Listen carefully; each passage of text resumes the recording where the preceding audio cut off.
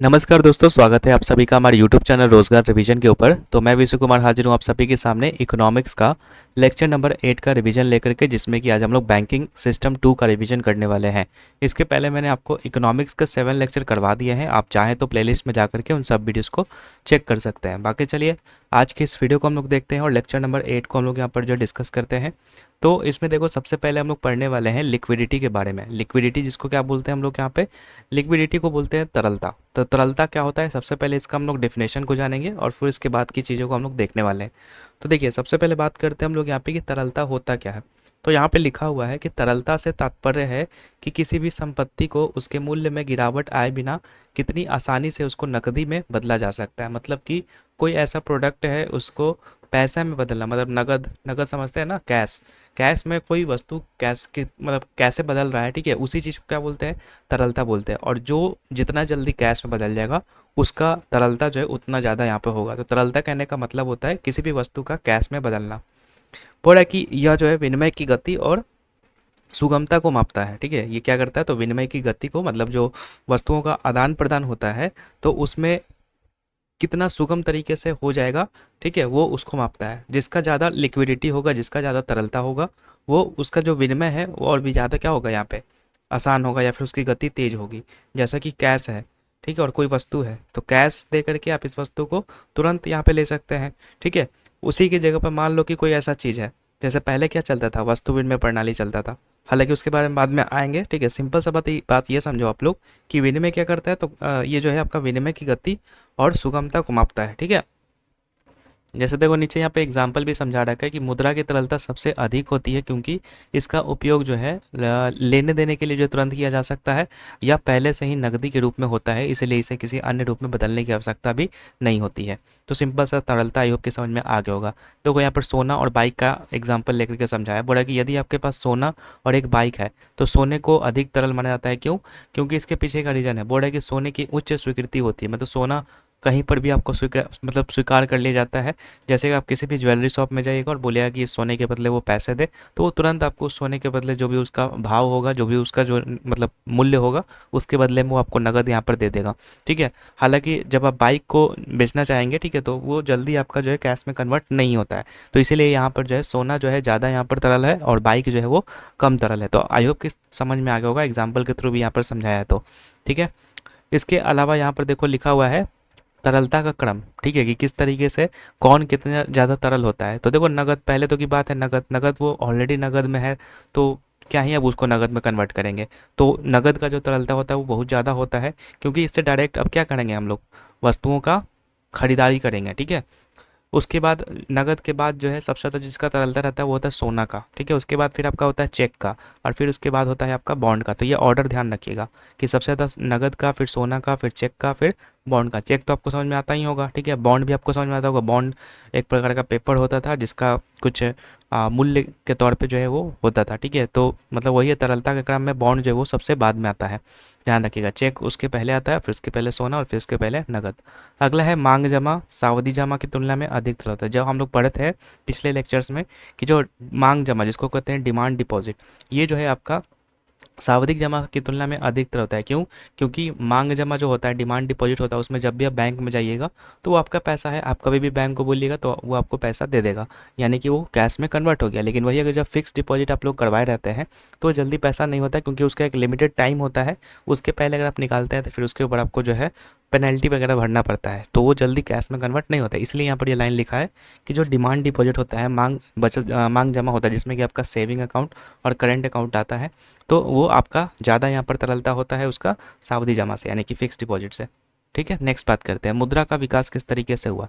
तो वस्तु विनिमय प्रणाली जो मैं आपको समझा रहा था वही चीज़ यहाँ पर है। बोला कि हड़प्पा सभ्यता के दौरान मुद्रा का कोई मानकीकृत रूप नहीं था, मतलब मुद्रा नहीं था। अर्थव्यवस्था वस्तु विनिमय प्रणाली पर चलती थी। वस्तु विनिमय प्रणाली क्या होता है, कि आपको पता ही होगा कि वस्तु विनिमय प्रणाली में वस्तुओं के बदले वस्तुओं का आदान प्रदान होता था।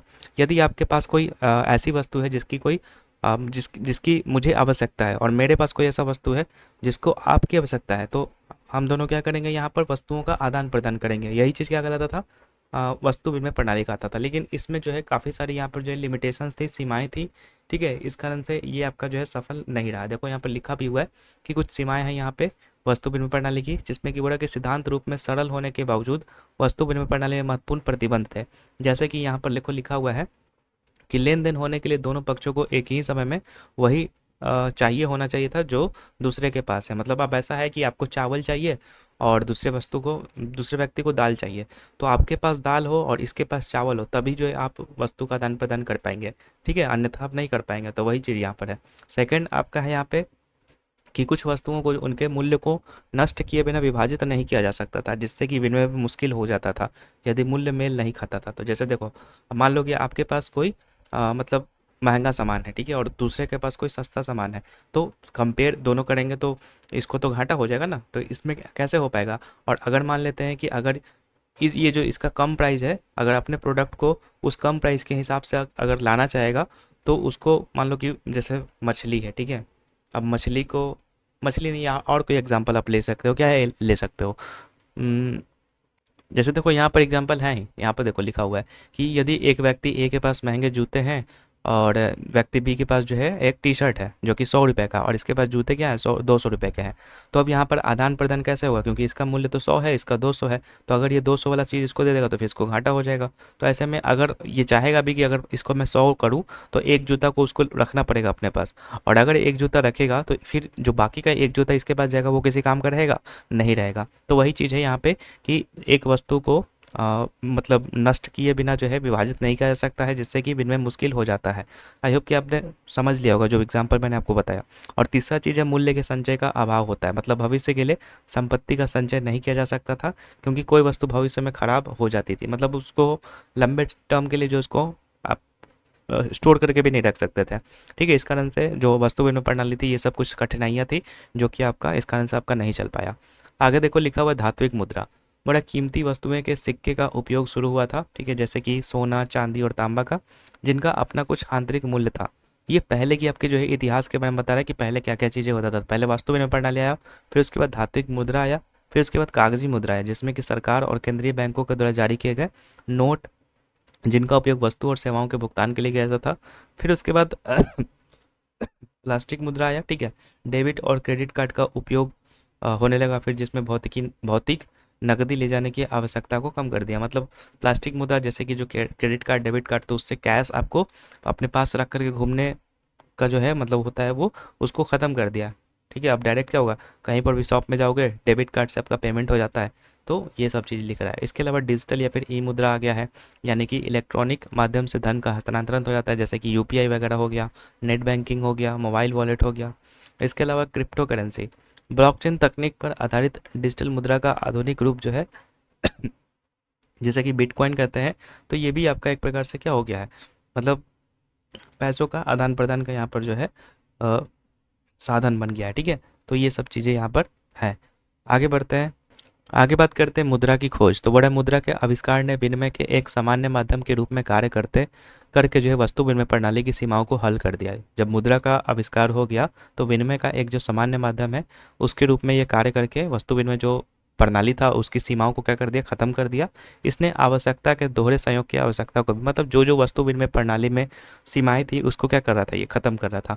इसने लोगों को कृषि के अलावा अन्य व्यवसायों में विशेषज्ञ हासिल करने की अनुमति दी, क्योंकि वे भोजन खुद उगाने के बजाय जो है उसे खरीदने के लिए पैसा कमा सकते थे। तो ये चीज़ यहाँ पर जो है ध्यान रखिएगा कि मुद्रा जब खोज हुआ तो उसके क्या क्या यहाँ पर जो है मतलब फायदे हुए। अब बढ़ते हैं नेक्स्ट और देखते हैं पैसे या फिर मुद्रा के प्रकार। तो देखो, एक होता है फिएट मुद्रा, ठीक है, एक होता है आपका न्यासी मुद्रा, और एक होता है आपका प्लास्टिक मुद्रा, एक होता है हॉट मुद्रा। तो ये सब क्या है इसको हम देखते हैं। सबसे पहले बात करते हैं फिएट मुद्रा या फिएट करेंसी या फिएट मनी, जो भी आप कह सकते हैं। बोला कि यह एक मुद्रा है जिसे सरकार द्वारा लीगल टेंडर मीन्स कि वैध मुद्रा के रूप में घोषित किया जाता है। सरकार के द्वारा इसे विनिमय के माध्यम के रूप में उपयोग करने के लिए अधिकृत किया जाता है। मतलब इसमें क्या है ना कि इसमें आपका जो है सरकार के द्वारा ये बोला गया कि हाँ, ये जो है आपका विनिमय का एक प्रॉपर माध्यम है। आप इसके थ्रू जो है पैसों वस्तु का आदान प्रदान या फिर वस्तु को खरीद सकते हैं। जैसे जो आपका नोट होता है, ठीक है, करेंसी जो बोलते हैं, 10 रुपये का, 12 रुपये का, 12 रुपये बोल रहा हूँ, सॉरी, 10 रुपये का, 20 रुपये का नोट जो हो गया, ठीक है, या फिर सिक्के हो गए, ये सब क्या है, फिएट मनी, क्योंकि इसको सरकार के द्वारा जो है लीगल टेंडर प्राप्त है। ठीक है, तो ये होता है। इसकी प्रमुख विशेषता क्या है, तो बोला कि यह एक केंद्रीय बैंक के द्वारा जारी किया मतलब आरबीआई। और चूंकि हम लोग पढ़ चुके हैं कि जो नोट होता है और जो सिक्के होता है, ठीक है, ये आपका कौन जारी करता है और बाकी जो करेंसी है वो कौन जारी करता है। तो हम लोग देख चुके थे कि 1 रुपये का नोट और जो सिक्का है उसको छोड़ करके बाकी जो भी करेंसी है वो आरबीआई जारी करता है। बाकी ये दो चीज़ें वो कौन करता है, ये आप मुझे कमेंट सेक्शन में बताइएगा। ये चीज़ हम लोग ऑलरेडी पढ़ चुके हैं। तो वही चीज़ बोला कि आरबीआई के द्वारा जारी किया था, ये सोना या फिर चांदी जैसे किसी भौतिक वस्तु के द्वारा समर्थित नहीं होता है। ठीक है, महत्वपूर्ण अवधारणा क्या है, बोला कि फिएट मनी के कार्य करने के लिए इसका अंकित मूल्य इसके आंतरिक मूल्य से अधिक होना चाहिए। मतलब देखो, अब इसमें दो चीज़ होता है, एक होता है अंकित मूल्य और एक होता है आंतरिक मूल्य। जैसे मान लो कि जो सिक्का बना आपका 5 रुपये का सिक्का बना, तो पहले क्या होता था ना कि 5 रुपये का जो सिक्का था इसमें जो मेटल यूज किया जाता था, इसको पिघला करके कोई मान लो कि ऐसा चाकू वगैरह या फिर ब्लेड वगैरह बना दिया गया। तो 5 रुपये का जो सिक्का था, अब ब्लेड बनने के बाद वो 6 रुपये या फिर 7 रुपये में बिक रहा है। ठीक है, तो अब ऐसा नहीं है कि जो आपका ये अंकित मूल्य है वो जो आंतरिक मूल्य ये जो पिघलाने के बाद जो सिक्का को 6 रुपये में जो ब्लेड बना 7 रुपये में, ये आपका आंतरिक मूल्य कहलाया। ठीक है, और जो आपका मुद्रा वाला था 5 रुपये, ये आपका क्या कहलाया, ये अंकित मूल्य कहलाया। तो वही चीज़ बोल रहा है कि जो अंकित मूल्य है ये आपका आंतरिक मूल्य से क्या होना चाहिए, अधिक होना चाहिए। नहीं तो फिर आपका क्या होगा कि लोग 5-5 रुपये का सिक्का अपने पास रखेंगे, उसको पिघला करके फिर जो चाकू वगैरह बना करके ब्लेड वगैरह बना करके उसको 7 रुपये 8 रुपये में बेचेंगे। तो ये क्या होगा, यहाँ पे जो इकोनॉमी है उस देश की उसको दिक्कत होगा। ठीक है, तो ये चीज़ ध्यान रखिएगा। वही समझाया गया कि सरकार ने पुराने मोटे 5 रुपये के सिक्के को बंद कर दिया क्योंकि उन्हें बांग्लादेश तस्करी किया जा रहा था और रेजर ब्लेड बनाने के लिए जो पिघलाया जा रहा था। ठीक है, और इसकी कीमत 5 रुपये से अधिक थी जिससे कि बाजार में ये सिक्के गायब होने लगे थे। तो इसलिए यहाँ पर क्या कर दिया सरकार ने, उस 5 रुपये के मोटे सिक्के को प्रतिबंध कर दिया। तो ये चीज़ ध्यान रखिएगा। तो फिएट मुद्रा आई होप कि समझ में आ गया होगा, जो लीगल टेंडर प्राप्त होता है सरकार के द्वारा जिसके माध्यम से आप कोई सामान को खरीद सकते हैं, वो आपका फिएट मुद्रा कहलाता है। एक होता है न्यासी मुद्रा। तो ये क्या होता है, बोल रहा है कि वह मुद्रा जिसे भुगतानकर्ता और प्राप्तकर्ता के बीच में केवल विश्वास के आधार पर जो है विनिमय के माध्यम के रूप में स्वीकार किया जा सकता है। एक तरीके से आप कह सकते हैं बॉन्ड। ठीक है, बॉन्ड में क्या होता है, एक प्रकार से विश्वास ही तो होता है ना, या चेक भी कह सकते हैं। एक प्रकार से क्या है, वो विश्वास है। तो विश्वास के आधार पर जो है विनिमय के माध्यम के रूप में स्वीकार करता है ये, जैसे कि इसमें चेक हो जाएगा, टोकन हो जाएगा, बिटकॉइन हो जाएगा। तो ये सब आपका क्या है, न्यासी मुद्रा है। आगे बढ़ा, नोट में यहाँ पे लिखा हुआ है कि फिएट मनी के विपरीत कानून के द्वारा इसे स्वीकार करना अनिवार्य नहीं है। यदि विश्वास टूट जाता है, जैसे कि चेक अगर बाउंस हो जाता है, तो इसकी स्वीकार्यता घट जाती है। ठीक है, और इसके लिए फिर चेक बाउंस होता है तो आपको पता होगा इसके लिए जो है मतलब भारत में जो है कानूनी कार्यवाही उस पर किया जाता है चेक बाउंस होने पर। ठीक है, तो ये चीज़ ध्यान रखिएगा यहाँ पे। अगला बात करते हैं प्लास्टिक मुद्रा, थर्ड जो है वो है कि इसे इलेक्ट्रॉनिक मनी के रूप में भी जाना जाता है। यह नकदी के बजाय इलेक्ट्रॉनिक फंड ट्रांसफर का उपयोग करने वाली भुगतान विधियों को क्या करता है, संदर्भित करता है। इसमें क्या क्या आ जाएगा, तो डेबिट कार्ड आ जाएगा, क्रेडिट कार्ड आ जाएगा, प्रीपेड कार्ड आ जाएगा। डेबिट कार्ड क्रेडिट कार्ड आपको पता ही होगा। डेबिट कार्ड जो होता है वो केवल उतना ही खर्च कर सकते हैं जितना आपके पास अकाउंट में है, लेकिन क्रेडिट कार्ड क्या होता है, आप जो है इसमें अभी खर्च कर सकते हैं, पहले खर्च कर सकते हैं और बाद में जो है फिर इसको भुगतान कर सकते हैं, तो वो क्रेडिट कार्ड होता है। और प्रीपेड कार्ड एक प्रकार का होता है। तो ये सब प्लास्टिक मुद्राएं होती हैं जो कि नकदी के बजाय इलेक्ट्रॉनिक रूप में, ठीक है, मतलब फिजिकली करेंसी के रूप में ना पेमेंट करके आप क्या कर रहे हैं, डिजिटली पैसे को ट्रांसफ़र कर रहे हैं। तो ये आपका प्लास्टिक मुद्रा। एक होता है हॉट मनी। हॉट मनी क्या होता है, वह धन जिसे निवेशक अल्पकालिक अवसर जैसे कि उच्च ब्याज दर या फिर शेयर बाजार लाभ उठाने के लिए देशों या फिर वित्तीय बाजारों के बीच में तेज़ी से हस्तांतरित करता है, उसको कहते हैं हॉट मनी। यह अत्यधिक अस्थिर होता है। यदि बाजार की स्थिति खराब होती है तो निवेशक इस पैसे को तेज़ी से बाहर निकाल लेते हैं।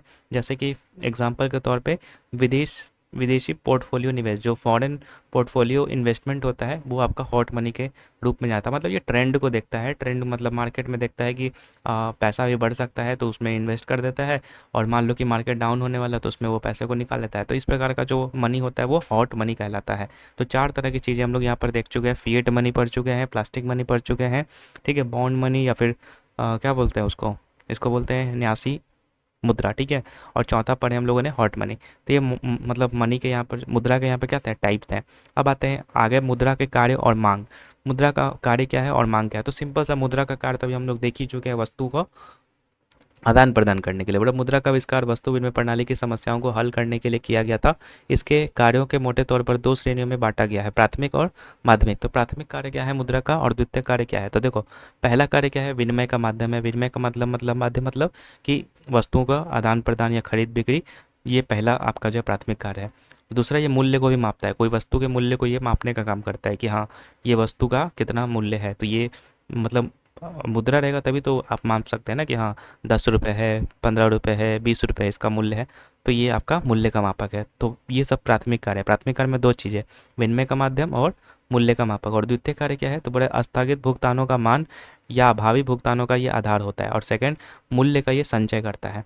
ठीक है, मूल्य का संचय मीन्स कि आप कह सकते हैं इसको, आप ऐसे समझ सकते हैं। तो यहाँ पे देखो समझाया भी हुआ नीचे। देखो प्राथमिक कार्य विनिमय का माध्यम होता है, मतलब मुद्रा विनिमय प्रक्रिया में एक मध्यस्थ के रूप में कार्य करता है, जिससे कि वस्तु और सेवाओं को आसानी से खरीदा और बेचा जा सकता है, ये चीज़ है। और मूल्य का मापक तो समझ में आ ही गया होगा कि यदि हम किसी उत्पाद के विशिष्ट मूल्य को निर्धारित करें और बताने की अनुमति देते हैं, जैसे कि इस मांस की कीमत जो है 100 रुपये है या इस किताब की कीमत 200 रुपये है, तो वो क्या बता रहा है, इसका मूल्य का मापन कर रहा है कि हाँ ये इसका मूल्य इतना है, इसका मूल्य इतना है। ठीक है, तो ये चीज़ें हैं। बाकी माध्यमिक कार्य जो मैंने बताया आपको, पहला आस्थगित भुगतान का मानक मीन्स यहाँ पर देखो समझा रखा अच्छे से। बोला कि यह कार्य भविष्य के भुगतानों को सुविधाजनक बनाता है। यह लोगों को अभी सामान खरीदने और बाद में भुगतान करने की अनुमति देता है, जैसे कि ईएमआई हो गया, ठीक है, ऋण हो गया। तो ये सब क्या है, एक प्रकार का ये भी तो मुद्रा का ही कार्य है ना। ठीक है, मुद्रा रहेगा तभी तो आप बाद में पेमेंट कर पाएंगे। ठीक है, ऐसा तो नहीं है कि अभी आप सामान ले लो बाद में किसी और चीज़ से आपको पेमेंट करना है, नहीं, उसमें भी मुद्रा ही है, लेकिन लोन के थ्रू या फिर आप ईएमआई के थ्रू पेमेंट करते हैं। आधुनिक अर्थव्यवस्था में यह ऋण और क्रेडिट प्रणाली के लिए अत्यंत क्या है, महत्वपूर्ण भी है। नेक्स्ट बात करते हैं मूल्य का संचय। बोला कि मुद्रा संपत्ति को संचित करने और भविष्य की पीढ़ियों को हस्तांतरित करने या सुरक्षा के लिए रखने की अनुमति देता है। जल्दी खराब होने वाली वस्तुएं, उसके विपरीत मुद्रा खराब नहीं होती है, जो कि इसे धन के संचय का एक कुशल माध्यम। जैसे वस्तु विनिमय प्रणाली में वस्तुओं को संरक्षित करके नहीं रखा जा सकता था, लेकिन इसको रखा जा सकता है। तो ये आपका माध्यमिक कार्य में आपका आता है। ठीक है, अगला मुद्रा की अतिरिक्त विशेषताएं। बड़ा कि ये अत्यधिक वहनीय होता है, मतलब कि इसको लेकर के चलना क्या होता है, आसान होता है, मतलब पोर्टेबल होता है, कहीं पर भी आप इसको लेके जा सकते हैं। टिकाऊ होता है, टिकाऊ मीन्स ये समय के साथ आसानी से खराब भी नहीं होता है। तो ये सब क्या है, मुद्रा के कार्य हैं। अब आते हैं लोग पैसा क्यों रखते हैं, इसकी बात करते हैं। बोला कि जॉन मेनार्ड किन्स के अनुसार लोग तीन विशिष्ट उद्देश्यों के लिए पैसा जो है वो रखते हैं। क्यों रखते हैं, पहला लेन देन के पर्पज से। बोला कि दैनिक लेन देन और वर्तमान जरूरतों के लिए रखा गया धन, मतलब पहला तो मतलब यही है ना कि लेन देन करें।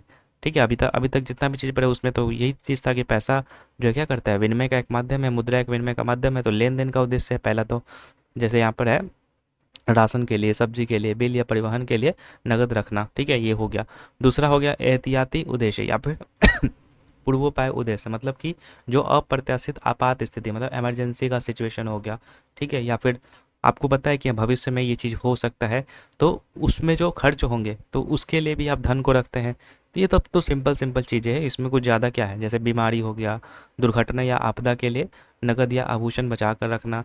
फिर एक सट्टा उद्देश्य है। सट्टा उद्देश्य क्या होता है, तो भविष्य के निवेश के अवसरों का लाभ उठाने या फिर वित्तीय संपत्ति में संभावित नुकसान से बचने के लिए रखा गया धन।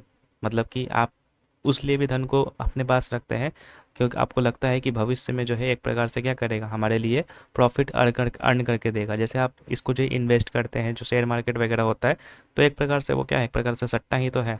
आप पैसे को जमा कर रहे हो उसमें, ठीक है, ताकि आप, क्योंकि आपको लगता है कि फ्यूचर में ये प्रॉफिट कमा करके हमको देगा। तो एक ये भी उद्देश्य होता है। तो तीन उद्देश्य समझ में आ गया ना। पहला विनिमय, मेन मेन आपका कारण वही है, विनिमय के लिए। दूसरा आपका है, मैंने बताया आपको कि भविष्य में आने वाली आपातकालीन स्थितियों से निपटने के लिए भी। तीसरा सट्टा उद्देश्य से। ठीक है, तो ये तीन आपके जो है उद्देश्य हैं जिससे आप लोग पैसा रखते हैं अपने पास। अब आते हैं मुद्रा की सट्टा मांग और ब्याज दरें। बोला कि मुद्रा की सट्टा मांग निवेश के उद्देश्यों के लिए नकदी रखने की इच्छा है, ना कि दैनिक जरूरतों के लिए। यह अर्थव्यवस्था में ब्याज दरों से निकटता से जुड़ी हुई है। देखो सिंपल शब्द में अब अगर आप समझो तो बोला कि मुद्रा की सट्टा मांग जो है निवेश के उद्देश्यों के लिए नकदी रखने की इच्छा है। मतलब कि उसको डायरेक्ट आपको दैनिक रूप से खर्च करने के उद्देश्य से नहीं है ये क्या है, तो इसको आप इन्वेस्ट के पर्पज से रख रहे हैं। और आपको पता है कि इन्वेस्ट अगर हम इसको करेंगे तो इन फ्यूचर ये हमको प्रॉफिट अर्न करके देगा। तो वही होता है मुद्रा की सट्टा मांग। बोला है कि विपरीत संबंध होता है इसमें। अगर ब्याज दर और मुद्रा के सट्टा मांग के बीच में क्या होता है, विपरीत संबंध होता है। क्यों होता है, क्योंकि देखो इसको समझते हैं। जैसे देखो याद रखना है कि मुद्रा की जो सट्टा मांग होती है ये आपका रेसिप्रोकल होता है, मतलब व्युत्क्रमानुपाती होता है ब्याज दर के। ठीक है, कैसे, तो देखो दो सिचुएशन यहाँ पर समझा रखा है, परिदृश्य 1 और परिदृश्य 2। अगर उच्च ब्याज दर है मार्केट में, ठीक है, तो लोग क्या करेंगे, अपनी अधिक वापसी अर्जित करने के लिए बॉन्ड या फिर वित्तीय संपत्तियों में निवेश करना पसंद करते हैं। जैसे मान लो कि कोई ऐसा बॉन्ड है या फिर कोई ऐसा आपका जो है कह सकते हैं क्या, मतलब एक प्रकार से कह सकते हैं कि इन्वेस्टमेंट जैसे मान लो कर रहे हो आप, और आपको ऐसा लगता है, सिंपल सा लैंग्वेज में यही समझो कि अगर आप इन्वेस्टमेंट कर रहे हो, आपको लगता है कि इससे आपको ज़्यादा इंटरेस्ट रेट आपको मिलने वाला है, तो आप ऐसे में क्या करोगे, जो पैसा है ज़्यादा से ज़्यादा इन्वेस्ट करना चाहोगे, जिससे कि आपका जो प्रॉफिट है वो ज़्यादा से ज़्यादा, क्योंकि इंटरेस्ट रेट हाई है मार्केट में, तो आप जाहिर सी बात है कि ज़्यादा आप यहाँ पर इन्वेस्टमेंट करोगे। तो वही बोला कि अगर मुद्रा की सट्टा मांग, सॉरी, अगर ब्याज दर यहाँ पे कम रहेगा तो मुद्रा की सट्टा मांग क्या होगी, ज़्यादा होगी, और अगर ब्याज दर ज़्यादा होगी तो मुद्रा की सट्टा मांग क्या होगी, कम होगी।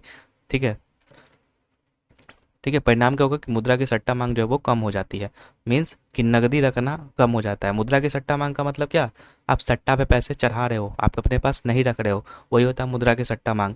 तो आप नहीं रख रहे हो यानी कि नकदी आप नहीं रख रहे हो, इसका मतलब है कि आपको हाई रेट है, तो हाई रेट करने के लिए आप इन्वेस्टमेंट कर रहे हैं ज़्यादा ज़्यादा।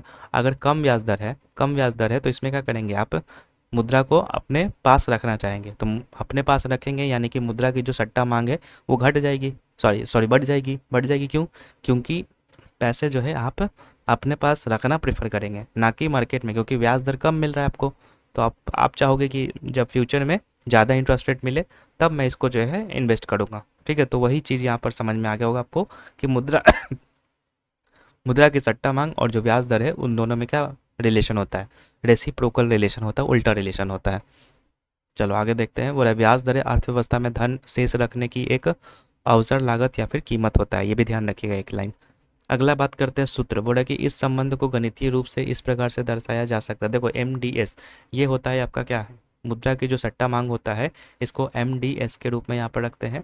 तो देखो यहाँ पर एक फार्मूला है, MDS को निकालने के लिए क्या करेंगे, आर मैक्सिमम यानी कि मार्केट में जो अधिकतम ब्याज दर है उसमें से जो है हम लोग यहाँ पे करंट में इंटरेस्ट रेट को जो है घटा देंगे, बटा में आर माइनस में क्या करेंगे, आर मिनिमम करेंगे।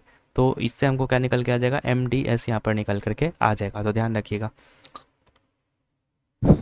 ठीक है, चलो आगे बढ़ते हैं। अब आते हैं तरलता जाल, ये जिसको बोलते हैं लिक्विडिटी ट्रैप।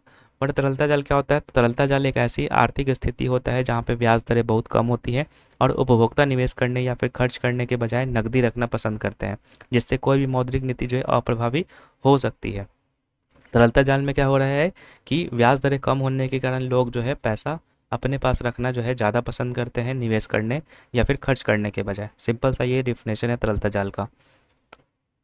बोल रहा है कि इस क्षेत्र में मुद्रा की मांग पूरी तरीके से लोचदार बन जाती है। अब ये लोचदार बेलोचदार ये सब हम लोग ऑलरेडी पढ़ चुके हैं, यहाँ पर मैं डिस्कस नहीं करूँगा।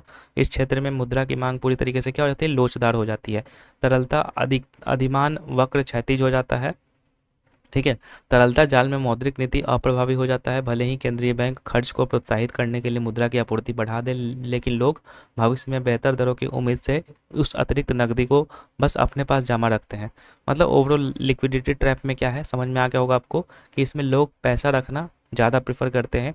अगर RBI इसमें जो है जो नीति लाती है, क्योंकि RBI का ये काम है मौद्रिक नीति को लाना, और जो मार्केट है उसमें पैसा जो है कितना आपका रहना चाहिए उसको कंट्रोल करना। तो अगर मान लेते हैं कि RBI यहाँ पर जो है खर्च करने के लिए प्रोत्साहित भी करता है, लेकिन इसमें जो जनता होती है या फिर जो लोग होते हैं वो भविष्य में बेहतर उम्मीद के लिए जो क्या करते हैं, पैसे को अपने पास रखते हैं। ठीक है, उसको इन्वेस्ट नहीं करते हैं, क्योंकि उनको पता है कि अभी जो है लो इंटरेस्ट रेट है तो उनको फ़ायदा नहीं होगा, तो इसलिए वो अपने पास रखते हैं। इसी चीज़ को कहते हैं लिक्विडिटी ट्रैप। एंड ध्यान रखिएगा जो इसका ग्राफ बनता है कुछ इस तरीके का बनता है। ठीक है, यहाँ पर देखो लिखा भी हुआ कि ग्राफ इसका कैसा होता है, अधिमान वक्र क्षैतिज होता है। अधिमान वक्र मतलब कि इस तरीके से होता है नीचे की ओर, तो ध्यान रखिएगा ये चीज़ को भी। अगला बात करते हैं अर्थव्यवस्था में मुद्रा के प्रकार। अर्थव्यवस्था में मुद्रा के प्रकार क्या है, तो बोला कि मुद्रा आपूर्ति को मापने के लिए हम सबसे पहले यह समझते हैं कि सिस्टम में पैसा कहाँ पे स्थित है। पहला है प्रचलन में मुद्रा। प्रचलन में मुद्रा क्या होता है, बोला कि जनता के पास जो मुद्रा है जो कि साधारण लोग द्वारा खर्च के लिए रखी जाती है, और इसी में एक होता है आपका बैंकों के पास मुद्रा। देखो अभी हम लोग पढ़ रहे हैं प्रचलन में मुद्रा। प्रचलन में मुद्रा भी दो तरह का, पहला जनता के पास मुद्रा जो है जो कि खर्च के लिए रखते हैं, और दूसरा बैंक के पास जो दैनिक कार्य और नकदी की मांगों को पूरा करने के लिए बैंकों द्वारा रखी गई नकदी होती है, उसको बैंक के पास मुद्रा कहते हैं। जो मतलब वही समझो कि जो हम लोग बैंक में जाकर के पैसा जमा करते हैं वही आपके लिए क्या है, बैंक के पास मुद्रा है। तो ये दोनों क्या कहलाता है, प्रचलन मुद्रा कहलाता है। बोला कि क्रेडिट निर्माण के संदर्भ में वॉल्ट कैश को मुद्रा आपूर्ति का हिस्सा नहीं माना जाता है, क्योंकि उसे उधार नहीं दिया जा रहा है। यह संचालन के लिए रखा गया एक प्रकार का निष्क्रिय पैसा होता है। अवधारणा बात करेंगे इसकी, मुद्रा जमा अनुपात CDR की। तो बोला कि जनता द्वारा नकदी के रूप में रखे गए धन और बैंक जमा के रूप में रखे गए धन के बीच के अनुपात को मुद्रा जमा अनुपात यानी कि CDR कहते हैं। तो ये ध्यान रखना, CDR क्या होता है। तो जनता के पास मुद्रा में रखा गया पैसा उसको ऊपर रखेंगे, और जनता के पास बैंक में रखा गया पैसा ये आपका जो है नीचे रहेगा। तो ये आपका CDR कहलाएगा। और देखो ध्यान रखना, कभी कभी ये पूछ देता है कि अगर त्यौहार का सिचुएशन है तो उस सिचुएशन में CDR क्या होगा। तो देखो त्योहार, जैसे मान लो कि आपके मतलब आपके मतलब समझो कि त्योहार है, ठीक है, आपके क्या त्योहार है, ठीक है। तो त्योहार में आपके खर्च होते हैं बहुत ज़्यादा, ठीक है। तो उसमें क्या करेंगे, आप लोग अपने पास नगद ज़्यादा रखेंगे, क्यों, क्योंकि आपको पैसा खर्च करना है। तो अगर आप ऊपर वाला चीज़ ना, जनता के पास मुद्रा, अगर आप ऊपर वाला चीज़ को बढ़ाएंगे और नीचे वाला चीज़ आपका कम रहेगा, तो बताओ, अगर न्यूमरेटर ज़्यादा रहेगा डिनोमिनेटर कम होगा, तो CDR हाई रहेगा कि लो रहेगा, ये बताओ। ठीक है, जाहिर सी बात है कि CDR यहाँ पे क्या होगा, वो हाई रहेगा। क्यों, क्योंकि न्यूमरेटर ज़्यादा है डिनोमिनेटर कम है। ठीक है, समझ रहे हो। तो न्यूमरेटर ज़्यादा रहेगा डिनोमिनेटर कम रहेगा, तो जाहिर सी बात है कि CDR जब वो ज़्यादा रहेगा, मतलब कि कहने का मतलब ये है कि त्यौहार का जब सिचुएशन होता है तो उस सिचुएशन में जो CDR होता है ना वो आपका बढ़ जाता है, और बाकी दिनों में क्या होता है, कम हो जाता है। क्यों, क्योंकि जनता जो है वो पैसा रखना बैंक में ज़्यादा प्रेफर करती है ना कि अपने पास, क्योंकि चोरी होने का डर ये सब वगैरह होता है। तो इसलिए वो बैंक में रखना प्रेफर करती है, और चूंकि उसमें लोन भी, सॉरी, इंटरेस्ट भी मिलता है, तो इस पर्पज़ से वो बैंक में रखना पसंद करते हैं। तो CDR समझ में आ गया आपको, ध्यान रखिएगा। नेक्स्ट बात करते हैं बैंक के पास जमा राशि। ठीक है, बोल रहा है कि वह पैसा जिसे किसी भी समय निकाला जा सकता है, जैसे कि बचत और जो चालू खाता होता है, ये आपका अत्यधिक तरल होता है, ये आपका बैंक के पास जमा राशि में आएगा। सावधि जमा दो प्रकार का होता है ना, एक डिमांड डिपॉजिट होता है, एक सावधि जमा। सावधि जमा में क्या होता है, एक फिक्स डिपॉजिट रखा जाता है, फिक्स टाइम के लिए इसको जो है बाउंड कर दिया जाता है, जिससे पहले आप उस पर पैसा नहीं निकाल सकते हैं, तो इसकी तरलता कम होती है। ये सब चीज़ हम ऑलरेडी डिस्कस कर चुके हैं। तो बस अभी हम पढ़ रहे हैं कि अर्थव्यवस्था में मुद्रा के प्रकार। तो पहला हम लोग पढ़े प्रचलन मुद्रा। तो प्रचलन मुद्रा जनता के पास वाला मुद्रा और बैंक के पास वाला मुद्रा, ये पढ़े। फिर उसके बाद बैंक के पास जमा राशि में दो तरह का होता है, एक डिमांड डिपॉजिट, एक फिक्स डिपॉजिट। फिर है RBI के पास जमा राशि। तो RBI के पास भी हम लोग देखे थे कि एक होता है जो कि कैश रिजर्व रेशियो के रूप में बैंकों को जमा करना पड़ता है। तो ये होता है नगद आरक्षित अनुपात की शेष राशि जो बैंकों को अनिवार्य रूप से RBI के पास रखनी होती है, ये होता है। इसके अलावा अन्य जमा में विदेशी केंद्रीय बैंक, अंतर्राष्ट्रीय वित्तीय संगठन जैसे कि IMF या फिर विश्व बैंक, और अन्य जो सरकारी संस्थान है, उससे प्राप्त जो जमा राशि है उससे आपका जो है RBI के पास जमा होता है पैसा। एक होता है डाकघर जमा वाला, बड़ा बैंक जमा के समान ही, लेकिन इनका प्रबंधन डाकघर, बचत बैंक, POSB के द्वारा किया जाता है। इसमें डाक प्रणाली के भीतर मांग जमा और सावधि जमा दोनों प्रकार की यहाँ पर जो है वो शामिल होता है। तो चार जगह पे जो है पैसा आपका होता है। एक होता है जो कि जनता के पास पैसा, दूसरा बैंक के पास जमा, तीसरा RBI के पास जमा, और चौथा हम लोग देखें डाकघर के पास जमा। ठीक है, अब आते हैं आगे। अब है मुद्रा आपूर्ति के माप यानी कि मौद्रिक समुच्चय। ये क्या होता है, तो बड़ा भारतीय रिजर्व बैंक एक निश्चित समय में अर्थव्यवस्था में प्रचलन में कुल मुद्रा की मात्रा को मापने के लिए मौद्रिक समुच्चय, ठीक है, नामक विशिष्ट मानकों का उपयोग करते हैं, जिसे M1, M2, M3, M4 के नाम से जानते हैं। इसको समझने से RBI को जो है मौद्रिक नीति तैयार करने में क्या मिलती है, मदद मिलती है। मतलब ये जो होता है ना आपका मॉनेटरी एग्रीगेट्स बोलते हैं इसको, ठीक है, मॉनेटरी एग्रीगेट्स। तो इससे जो है RBI को मौद्रिक नीति तैयार करने में क्या मिलती है, मदद मिलती है। तो अब देखते हैं यहाँ पे जो M0, M1, M2, M3, M4 ये होता है, तो क्या होता है आखिर ये सब चीज़ें।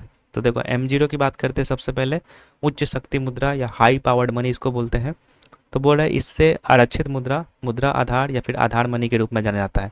यह भारतीय रिजर्व बैंक और भारत सरकार के द्वारा उत्पादित या फिर मुद्रित मूल्य कुल मुद्रा का जो है प्रतिनिधित्व करता है। यह मौद्रिक प्राधिकरण की कुल देयता को क्या करता है, दर्शाता है। तो ध्यान रखिएगा ये सब चीज़, ठीक है। एंड इसमें ये भी चीज़ ध्यान रखना है कि क्या क्या इसमें जो है शामिल होता है। तो ध्यान रखिएगा कि जो एम नॉट होता है यानी M0 जो भी कह सकते हैं, इसमें आपका एक तो कि प्रचलन में मुद्रा ये शामिल होता है, उसके बाद आरबीआई के पास बैंक की जमा राशि ये शामिल होता है, और प्लस में आरबीआई के पास जो अन्य जमा होता है ये चीज़ें यहाँ पे शामिल होती है। ठीक है, प्रचलन में मुद्रा का मतलब यहाँ पर लिखो, देखो लिखा हुआ है कि जनता के पास मौजूद मुद्रा और बैंकों के पास मौजूद जो वर्ल्ड कैश होता है, जो कि आपका दैनिक यूज में आपका जो है आता है, मतलब खरीद बिक्री में, उसको कहते हैं यहाँ पे प्रचलन में मुद्रा। तो पहला तो कि ये शामिल होगा, फिर उसके बाद आरबीआई के पास बैंक की जमा राशि।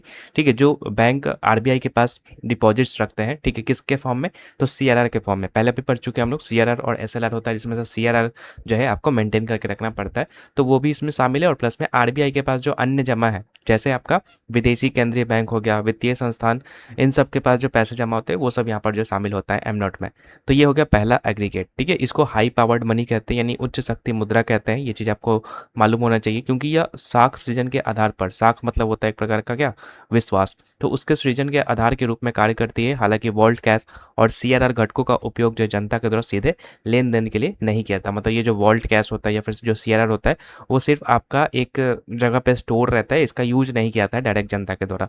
ठीक है, वही चीज़ है। अब आता है आगे, जो कि है सेकंड आपका मॉनेटरी एग्रीगेट, जो कि है आपका M1। ठीक है, इसको हम लोग संकीर्ण मुद्रा के नाम से जानते हैं, नैरो मनी जिसको बोलते हैं।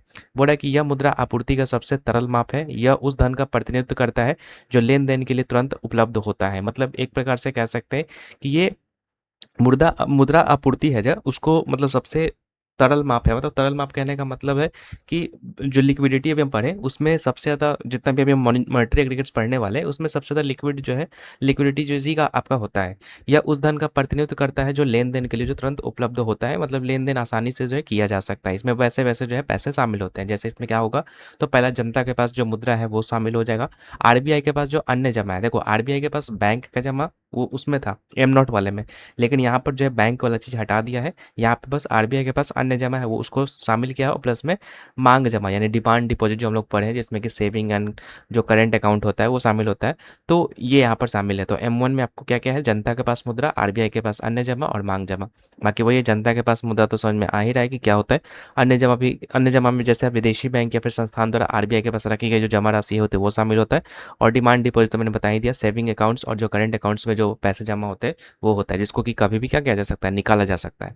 तो ये होता है शामिल। और M2 की बात करेंगे तो यह M1 की तुलना में मुद्रा आपूर्ति का एक विस्तृत माप है, जिसमें कि डाकघर की बचत को भी शामिल किया जाता है। मतलब M2 में क्या शामिल होता है, तो एक तो कि M1 में जितना भी चीज़ें थे वो शामिल होगा। इसके अलावा इसमें आपको एक डाकघर का जो बचत बैंक है उसमें जो जमा राशि है वो आपको यहाँ पर इंक्लूड कर देना है। ठीक है, डाकघर बचत जमा क्या होता है, तो बड़े भारत में बहुत सारे लोग जो है बैंकों के बजाय डाकघर में जो है पैसा जमा करना पसंद करते हैं। हालांकि यह पैसा तरल होता है, लेकिन इसे वाणिज्यिक बैंक की मांग जमा जितना तरल नहीं माना जाता। मतलब इसका जो लिक्विडिटी होता है वो बाकी जो कमर्शियल बैंक्स में जो पैसे जमा होते हैं उससे कम माना जाता है, क्योंकि इसमें चेक की सुविधा या फिर डिजिटल बैंकिंग विकल्पित सीमित हो सकते हैं। तो ये चीज़ है, मतलब वो कहने का मतलब ये है कि जो डाकघर में पैसे होते हैं वो उतने ज़्यादा लिक्विड नहीं होता है, लेकिन ये भी लिक्विड होता है।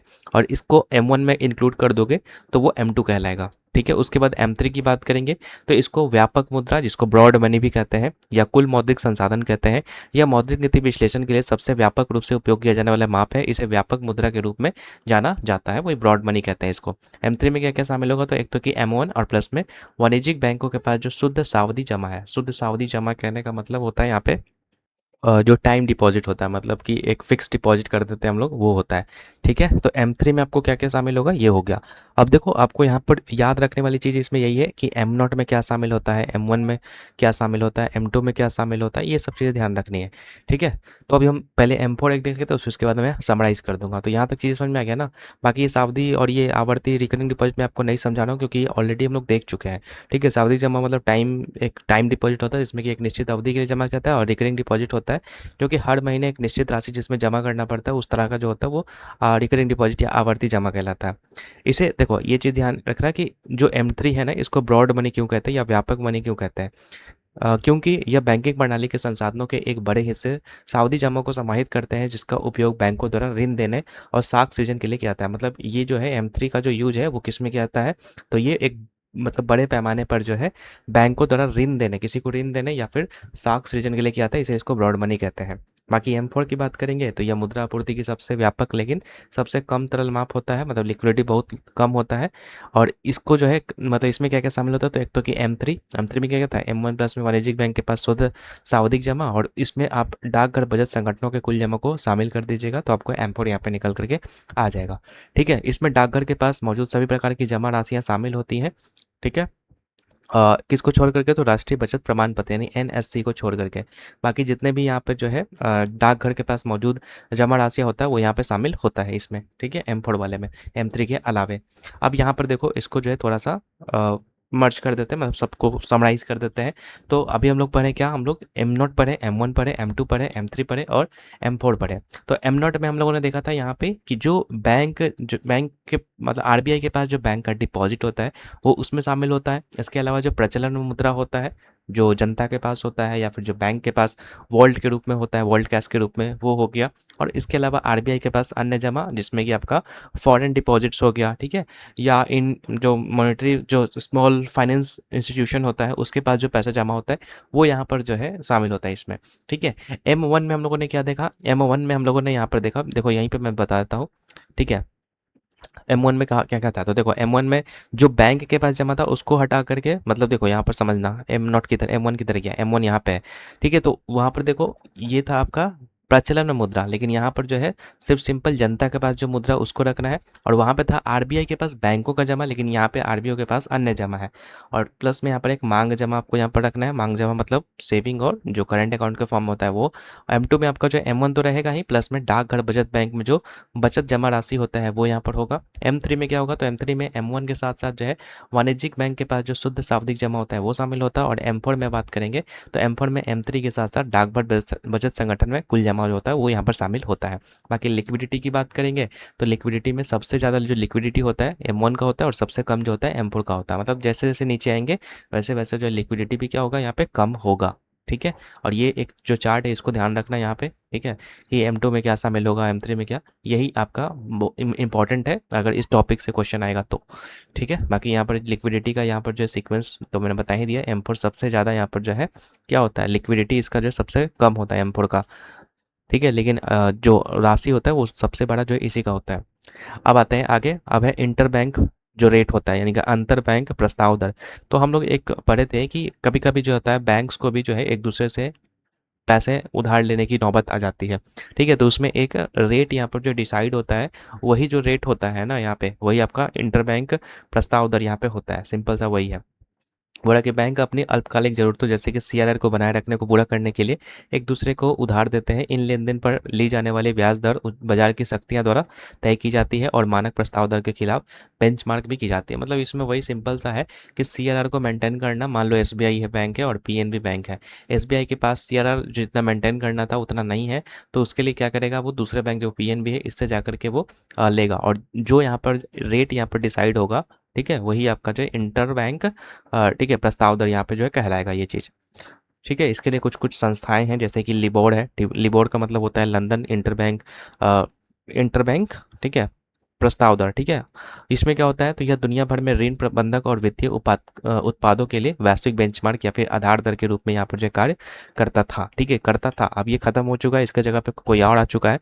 यहाँ पर इसके जगह पर जो है देखो ध्यान रखना कि हेरफेर के घोटाले या फिर मुद्दों के कारण जो है इसको 2021 के बाद इसे बंद कर दिया गया, और इसके जगह पे अब मतलब अब ये प्रकाशित नहीं किया जा सकता जाता है। और इसके जगह पर जो अमेरिकी डॉलर के लेन देन के लिए इसे आधिकारिक तौर पर सुरक्षित रात्रिकालीन वित्त पोषण दर यानी SOFR से जो है क्या कर दिया गया, रिप्लेस कर दिया गया। मतलब जो लिबोर है उसको SOFR से रिप्लेस कर दिया गया है यहाँ पे। ठीक है, अब ये नहीं है। और उसी प्रकार से जैसे आपका वर्ल्ड लेवल पे लिबोर था, उसी प्रकार से इंडिया में जो है ये मुंबई था जो कि रेट्स को क्या करता था, फिक्स करता था। तो यह लिबोर का भारतीय संस्करण था जिसका उपयोग जो है घरेलू इंटरबैंक ऋण के लिए किया जाता था। वर्तमान स्थिति क्या है, तो इसको भी जो है मतलब अब हटा दिया गया है। 2015 में मेबोर को भी हटा करके इसको FBIL से क्या कर दिया गया, यहाँ पे रिप्लेस कर दिया गया। ठीक है, FBIL का मतलब होता है financial benchmark India private limited, तो उससे क्या कर दिया गया, यहाँ पे रिप्लेस कर दिया गया मेबोर को भी। लिबोर को कर दिया गया किससे, लिबोर को SOFR से, और मेबोर को जो है FBIL से रिप्लेस कर दिया गया है। ठीक है, तो इतना चीज़ आपने समझ लिया। अब आगे बढ़ते हैं। मुद्रा बाजार के उपकरण और दर। बोला कि वित्तीय बाजार को मुख्य रूप से उधार देने और उधार लेने की अवधि के आधार पर जो है दो भागों में यहाँ पर जो है बांटा गया है। एक होता है मनी मार्केट और एक होता है आपका कैपिटल मार्केट। ठीक है, तो दोनों में अंतर क्या है ये तो ऐसा समझना, मुद्रा बाजार और पूंजी बाजार में क्या डिफरेंस है। तो मुद्रा बाजार आपको बता दें कि ये आपका अल्पकालिक होता है, मतलब इसमें जो लोन होता है वो 1 वर्ष से कम समय के लिए यहाँ पर जो होता है। वही पूंजी बाजार की बात करेंगे तो ये दीर्घकालिक समय के लिए इसमें जो है लोन दिया जाता है, 1 साल से ज़्यादा होता है। ठीक है, मुख्य उद्देश्य क्या होता है मुद्रा बाजार का, तो ये एक अल्पकालिक धन की आवश्यकता को पूरा करने के लिए दिया जाता है, और पूंजी बाजार जो होता है वो निवेश के लिए जो है दीर्घकालिक पूंजी जुटाने के लिए होता है। ठीक है, और बाकी मुद्रा बाजार में क्या क्या आता है, तो इसमें कॉल मनी आ जाएगा। कॉल मनी हम लोग पढ़ चुके हैं पहले भी, कि कॉल मनी जो होता है वो आपका एक दिन या फिर मतलब एक रात तक के लिए जो दिया जाता है, और नोटिस मनी जो होता है वो 2 से 14 दिनों के लिए दिया जाता है। ठीक है, इसी में आपका ट्रेजरी बिल भी आपका आ जाएगा। ठीक है, मनी मार्केट में। और जो पूंजी बाजार होता है इसमें आपका शेयर हो जाएगा, बॉन्ड्स हो जाएगा, ऋण पत्र हो जाएगा। तो ये क्या होता है, ये सब लंबे समय के लिए 1 साल से भी ज़्यादा समय के लिए यहाँ पर जो होता है। जो ट्रेजरी बिल होता है ये आपका 3 फेज में होता है। यहाँ पर देखो मैं बता देता हूँ ट्रेजरी बिल किधर है। ट्रेजरी बिल होगा कहीं ना कहीं, ठीक है, आगे होगा। ठीक है, उसको हम डिस्कस करेंगे। ठीक है, अभी के लिए यहाँ पर समझ लो कि ये जो ट्रेजरी बिल भी किस में आ जाएगा, मनी मार्केट में ही यहाँ पर आएगा। अब देखो वही चीज़ यहाँ पर समझाया गया मुद्रा बाजार के, मतलब जो कॉल मनी होता है ये आपका 1 दिन के भीतर चुकाना होता है, और जो नोटिस मनी होता है वो 2 से 14 दिन के भीतर चुकाना होता है। ठीक है, और ट्रेजरी बिल देखो, ट्रेजरी बिल यहाँ पे है। ट्रेजरी बिल क्या होता है, तो ट्रेजरी बिल जो है एक प्रकार का भारत सरकार द्वारा जारी किया जाने वाला अल्पकालिक ऋण होता है, जिसका प्रबंधन और निर्गमन जो है आरबीआई के द्वारा किया जाता है। मतलब ये जो ट्रेजरी बिल होता है इसको रेगुलेट कौन करता है या प्रबंधन कौन करता है, तो आरबीआई के द्वारा इसको जो किया जाता है। ये भी एक प्रकार से क्या है, ये भी एक प्रकार का अल्पकालिक ऋण उपकरण है, ये भी ध्यान रखना। बोला कि ये 3 विशिष्ट परिपक्वों अवधियों में जारी किए जाते हैं, एक 91 दिन, ठीक है, फिर दूसरा 182 दिन, और तीसरा 364 दिन। ठीक है, तो अभी भी क्या है, ये 1 साल से तो कम ही तो है, इसीलिए इसको मनी मार्केट में हम लोग यहाँ पे रखते हैं। मुद्रा बाजार वर्गीकरण। बोला चूंकि इनकी परिपक्वता अवधि 1 वर्ष से कम होता है, इसलिए इन्हें मुद्रा बाजार के उपकरणों के रूप में वर्गीकृत किया जाता है। जीरो कूपन प्रतिभूतियां, ये क्या होता है, तो बड़े ट्रेजरी बिल्स पर कोई नियमित ब्याज नहीं दिया जाता है। इन्हें इनके अंकित मूल्य से छूट पर जारी किया जाता है, और परिपक्वता पर अंकित मूल्य पर ही वापस भी ले लिया जाता है। मतलब ट्रेजरी बिल्स जो होता है इस पर कोई एकदम फिक्स यहाँ पर जो है इंटरेस्ट नहीं दिया जाता है। इसको जो है जो अंकित मूल्य एकदम जो मार्केट प्राइस होता है उस पर छूट जारी किया जाता है, और अगर मैच्योरिटी पूरा हो गया है तो जो उसका मार्केट प्राइस था उसी पर जो इसको वापस भी ले लिया जाता है। ठीक है, तो ये ध्यान रखना ट्रेजरी बिल के बारे में। जैसे एग्जाम्पल के तौर पे समझो कि 100 रुपये का एक ट्रेजरी बिल है, ठीक है, उसको 95 रुपये में जारी किया जाता है। तो अगर परिपक्वता हो भी जाता है ना, तो परिपक्वता पर जो 5 रुपये का जो अंतर है, ठीक है, ये आपका जो क्या होता है एक प्रकार से निवेशकों के लिए क्या होता है, एक प्रकार से लाभ होता है। ठीक है, तो ध्यान रखना ये चीज़। अगला बात करते हैं। अब ऐसा नहीं कि मतलब ये 95 रुपये में जारी किया गया है तो 95 रुपये ही यहाँ पर जो मिलेगा परिपक्वता के बाद, नहीं, 100 रुपये मिलेगा। तो वही जो 5 रुपये का जो प्रॉफिट हुआ यहाँ पे वो निवेशकों को वो होता है यहाँ पे। तो ट्रेजरी बिल आई होप कि आपको समझ में आ गया। इसमें बस इंपॉर्टेंट ये ध्यान रखना कि 91 दिन, 182 दिन और 364 दिन, ठीक है, ये 3 अवधियों में यहाँ पर जो जारी किया जाता है। अगला बात करते हैं बैंकिंग परिसंपत्तियां और गैर निष्पादित परिसंपत्तियां। ये क्या होता है, बैंक के लिए ऋण एक परिसंपत्ति होता है, मतलब एसेट और लाइबिलिटी, ये चीज़ हम लोग पहले भी पढ़ चुके हैं। तो वही है, बैंकिंग जो एसेट्स होता है ये आपका, इसमें जो जो ऋण होता है वो एक बैंक के लिए क्या होता है, परिसंपत्ति होता है, क्योंकि यह आय उत्पन्न करता है। जिसके विपरीत ऋण देने वाले व्यक्ति, ऋण लेने वाले व्यक्ति के लिए जो है ये क्या होता है, जैसे मान लो कि बैंक है, बैंक जो है लोन पे पैसा दिया, तो जो बैंक पैसा दिया ये इसके लिए क्या है, एसेट है। और जो पैसा किसी दूसरे को दिया तो ये इस पर्सन के लिए ये यही सेम पैसा क्या हो गया, लाइबिलिटी हो गया। तो वही सेम चीज़ यहाँ पर बोला, इन परिसंपत्तियों को उनके प्रदर्शन के आधार पर जो वर्गीकृत किया गया है। ठीक है, क्या क्या बांटा गया है, तो पहला है आपका नियमित परिसंपत्तियां, ठीक है, दूसरा है तनावग्रस्त परिसंपत्तियां, तीसरा है गैर निष्पादित परिसंपत्तियां। देखो इसको हम समझते हैं। जैसे जो रेगुलर एसेट्स होता है, बोला कि ये वे वित्तीय परिसंपत्तियां होती है जो कि दीर्घकालिक रूप से निरंतर वापसी उत्पन्न करती है। मतलब अगर लिया है तो पैसा दे दिया, तो ये जो ले करके दे दिया पैसा, तो ये रेगुलर एसेट कहलाया। ठीक है, बैंक के लिए उधारकर्ता ब्याज और मूलधन दोनों को समय पर भुगतान कर रहा है, सब कुछ सुचारू रूप से चल रहा है, तो इसको कहते हैं रेगुलर एसेट्स।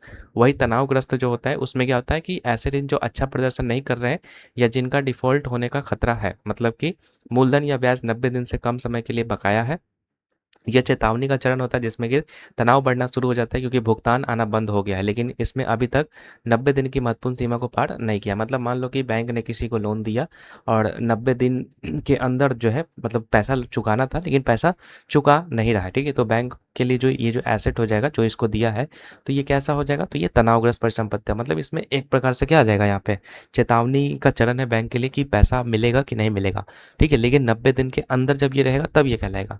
लेकिन वही जब ये 90 दिन से ऊपर हो जाएगा ठीक है, 90 दिन से ज़्यादा हो जाएगा, तो ये नॉन परफॉर्मिंग एसेट्स यानी कि गैर निष्पादित परिसंपत्तियों के अंतर्गत मतलब ये बदल जाएगा। मतलब उस इस नाम से आपका जाना जाएगा। वो 90 दिन से भी ज़्यादा हो गया और अभी भी पैसा नहीं दिया गया है, तो वो आपका क्या कहलाएगा, नॉन परफॉर्मिंग एसेट्स कहलाएगा।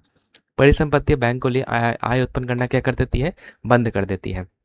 अब ये नॉन परफॉर्मिंग एसेट्स भी जो है अलग अलग टाइप टाइप के होते हैं, इसको समझते हैं।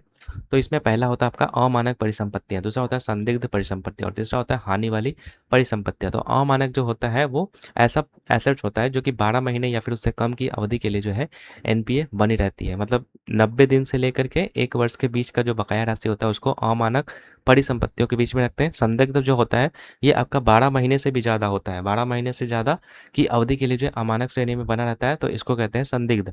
और हानि वाला का मतलब होता है कि अब जो है ये वापस मिलने वाला नहीं है, मतलब ऐसा ऋण जिन्हें वसूले जाने योग्य नहीं माना जाता है और जिनकी वसूली की कोई संभावना नहीं होती, तो उसको कहते हैं हानि वाले। मतलब वो लॉस में चला गया, अब उसको बैंक वापस नहीं ले सकती है।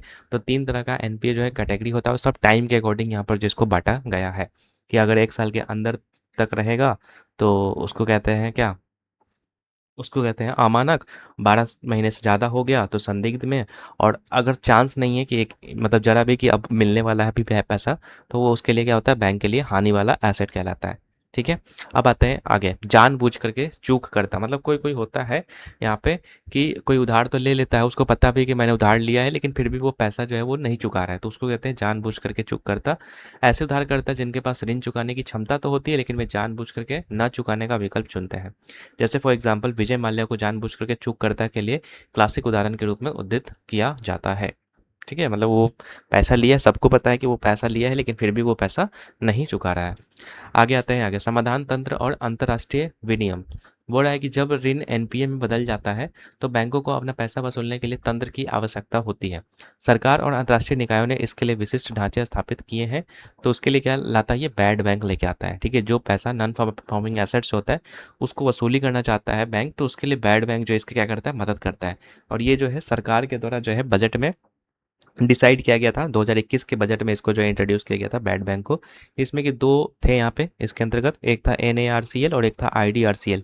इसका काम था कि जो भी नॉन परफॉर्मिंग एसेट्स है बैंक का उसको क्या करना, भरपाई करना। लेकिन इसमें ये होता था कि कुछ हिस्सा जो है यहाँ पे बैंकों के मतलब बैंक को ही मतलब कुछ ही हिस्सा बैंक को जाएगा, बाकी जो कुछ हिस्सा है वो बैड बैंक अपने पास रखेंगे, ठीक है, क्योंकि वो फ़ायदा करवा रहे हैं, ठीक है। तो इसलिए यहाँ पर जो है वही चीज़ यहाँ पर बोलता है कि बैड बैंक एक वित्तीय इकाई होता है जिसे विशेष रूप से वाणिज्यिक बैंक से गैर निष्पादित परिसंपत्ति या फिर जो बुरे ऋणों को खरीदने के लिए स्थापित किया गया है। इन बुरे ऋणों को खरीद कर बैड बैंक वाणिज्यिक बैंक को बैलेंस शीट को साफ करता है, जिससे बैंक फिर से ऋण देने पर ध्यान केंद्रित कर पाता है। इसके बाद बैड बैंक पूरी तरीके से इन खराब परिसंपत्तियों से पैसा वसूलने पर ध्यान केंद्रित करता है, ठीक है। भारत में वही 2021 में इसको इंट्रोड्यूस किया गया था। मतलब समझ गया ना, बैड बैंक का काम है कि जो नॉन परफॉर्मिंग एसेट्स है बैंक के लिए उसको जो है वापस लेकर के आना। लेकिन इसमें जो ये बैड बैंक्स होती हैं वो क्या करती हैं, तो कुछ पैसा बैंक को देती है, कुछ पैसा उसमें से अपने पास रखती है, ठीक है। 2021 में इसको इंट्रोड्यूस किया गया था, ये चीज़ ध्यान रखिएगा। आगे आते हैं वसूली के लिए कानूनी ढांचे। अब देखो, एक तो हो गया बैड बैंक, पैसा वसूली का यहाँ पर बात हो रही है कि कैसे जो नॉन परफॉर्मिंग एसेट्स को वापस लाना है। तो पहला तो कि बैड बैंक के थ्रू आ सकता है, दूसरा सरफेसी एक्ट लाया गया था 2002 में, ठीक है। ये क्या था, तो बोला कि वित्तीय अस्तित्वों क्या है, वित्तीय आस्तियों का प्रभूतिकरण, प्रतिभूतिकरण और पुनर्गठन तथा प्रतिभूति हित का प्रवर्तन अधिनियम। मतलब इसका फुल फॉर्म होता है, मतलब सरफेसी एक्ट का मतलब फुल फॉर्म यहाँ पर बता रहा है, उतना ज़्यादा इंपॉर्टेंट नहीं है। उद्देश्य क्या है, ये इंपॉर्टेंट है। बोला है कि यह बैंकों और वित्तीय संस्थानों को उन उधारकर्ताओं की संपार्श्विक मतलब जो संपत्ति होता है उसको जब्त करने का अधिकार देता है जो ऋण चुकाने में विफल रहता है। इसके लिए पहले अदालत जाने की आवश्यकता नहीं होती है, ठीक है। मतलब वही है कि अगर कोई लोन ले लिया है, वो पैसा चुका नहीं रहा है, तो बैंक के पास जो कोलेट्रल है, जो गिरवी जमा है, ठीक है, उसको अपने अंडर रख सकती है, या उसके नाम पे जो कोई कंपनी रजिस्टर्ड है उसको अपने अधीन ले सकती है। ये जो सरफेसी एक्ट है ये पावर देता है उसको, ठीक है। इसके लिए कोई अदालत में या फिर कोर्ट में जाने की जरूरत नहीं है, पहले ये चीज़ को खुद कर सकता है, ठीक है। ये जानबूझ करके चूक करने वालों से निपटने और सुरक्षित ऋणों को कुशलतापूर्वक वसूलने के लिए एक प्रकार का उपकरण था। ठीक है, तो ये इंपॉर्टेंट है, देख लेना। सारफेसी एक्ट्स के थ्रू हो सकता है। दूसरा, इसी में एक और आया था आपका दिवालिया और शोधन अक्षमता संहिता, यानी कि इसको कहते हैं क्या, इंसॉल्वेंसी एंड बैंकरप्सी एक्ट 2016। इसमें क्या था, मतलब देखो, अब समझने वाली बात यह है कि बैंकरप्सी यानी कि दिवालियापन, और जो शोधन अक्षमता होते हैं यानी कि इंसॉल्वेंसी का डिफरेंस क्या है, मतलब दोनों में डिफरेंस क्या है। तो देखो, दिवालियापन का मतलब होता है कि पहले पहले इंसॉल्वेंसी समझो। पहले इंसॉल्वेंसी ये समझो कि उसके पास जो है पैसे नहीं है, अब वो पैसे नहीं दे सकता है। ठीक है, तो वो इंसॉल्वेंसी से बता रहा है कि हाँ, मैं मतलब मेरे पास पैसे नहीं है, हम नहीं दे पाएंगे, तो वो इंसॉल्वेंसी हो गया। लेकिन वही अगर मान लो कि लीगल फॉर्म में, कोई रिटन फॉर्म में देता है कि अब ये पैसा चुकाने में असमर्थ है, तो उसको क्या घोषित कर दिया जाता है, तो बैंकरप्ट घोषित कर दिया जाता है। तो ये दोनों में डिफरेंस है।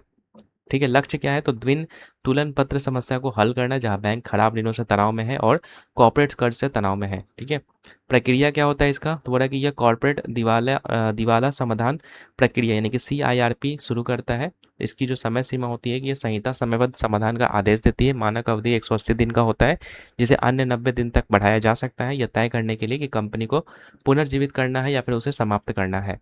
ठीक है, इसके अलावा निर्णायक निकाय इसमें कौन होता है, तो NCLT होता है, और प्लस में NCLAT होता है। पहले NCLT होता है जो कि शुरुआती मामलों के लिए होता है, फिर बाद में जो है अ, अगर जो अपीलीय न्यायाधिकरण होता है फिर उसमें NCLAT आपका आता है। तो ये निर्णायक निकाय होता है, किस लिए, तो जो ये एक्ट होता है बैंक्रप्सी एंड इंसॉल्वेंसी एक्ट, तो उसमें ये आपका होता है। ठीक है, अब आते हैं इन अंतर्राष्ट्रीय बैंकिंग विनियमन, बेसल मानक, जिसको बेसल नॉर्म्स कहते हैं। तो बड़ा कि बैंकिंग प्रणालियाँ विश्व स्तर पर एक दूसरे से जुड़ी हुई है। यदि कोई बड़ी बैंकिंग प्रणाली विफल हो जाती है, जैसे कि 2008 के जो लेहमैन ब्रदर्स संकट हुआ था, तो यह पूरी दुनिया को प्रभावित किया था। इसे रोकने के लिए जो बेसल नॉर्म्स नामक अंतर्राष्ट्रीय मानक पेश किया जाता था। ठीक है, बेसल नॉर्म्स क्या होता है, तो ये ध्यान रखना कि इन्हें बेसल समझौते के रूप में भी जाना जाता है। अंतर्राष्ट्रीय बैंकिंग नियमों का एक समूह है जिसका उद्देश्य बैंकिंग प्रणाली को मजबूत करना और जोखिम का प्रबंधन करना है। मतलब ये इंटरनेशनल लेवल पे बैंक की जो समस्याएं होती है, बैंक की जो जोखिम होती है, ठीक है, उसको प्रबंधित करता है, उसको रेगुलेट करता है। ठीक है, उससे कैसे बचना है, उसका क्या सॉल्यूशन है, ये सब चीज़ें यहाँ पर जो तय करता है। ठीक है, इसकी स्थापना कैसे हुई थी, तो स्विट्जरलैंड का जो बेसल शहर था, इसमें स्थित बैंक फॉर इंटरनेशनल सेटलमेंट्स के द्वारा इसका जो है स्थापना किया गया था। बैंकिंग पर्यवेक्षण पर बेसल समिति, इसका गठन जो 1974 में जो है G10 देशों के केंद्रीय बैंक गवर्नर के द्वारा किया गया था। ठीक है, बैंकिंग प्रणाली को मजबूत करना और यह सुनिश्चित करके जोखिम का प्रबंधन करना कि बैंक जो है आघात अवशोषक यानी कि पर्याप्त पूंजीगत सुरक्षा कवच रखने वाले के रूप में कार्य कर सके। मतलब जोखिम जो है, ठीक है, तो उसका प्रबंधन किया जा सके और बैंक जो है वो सही तरीके से काम किया जा सके। ठीक है, उसके लिए यहाँ पर जो है ये बेसल नॉर्म्स को लाया गया था। 3 समझौते हुए थे, बेसल 1, बेसल 2, बेसल 3। कब कब हुआ था ध्यान रखिएगा, तो बेसल 1 हुआ था 1988 में, बेसल 2 2004 में और बेसल 3 2010 में।